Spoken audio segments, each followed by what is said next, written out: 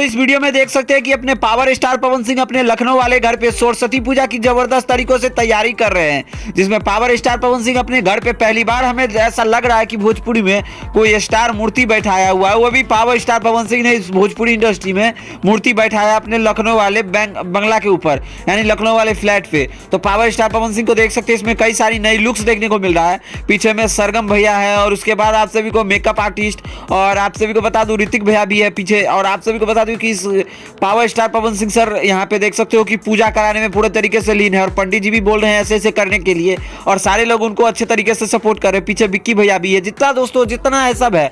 पीछे अम्मा भी बैठी हुई है। और आप सभी को बता दूं कि पावर स्टार पवन सिंह अब से कुछ दिनों के बाद सरस्वती सुरों का बादशाह कहे जाते हैं पवन सिंह। अगर सरस्वती पूजा नहीं बैठे तो क्या बैठे। तो सरस्वती पूजा जी को मतलब सरस्वती पूजा में पावर स्टार पवन सिंह ने अपने घर पे सरस्वती जी का मूर्ति बैठाया है, जिस वीडियो को आप सभी देख ही सकते हैं अपने स्क्रीन पे। तो सबसे पहले इस वीडियो को आप सभी पूरी देखिए लोगों से, उसके बाद आप सभी से मिलते हैं।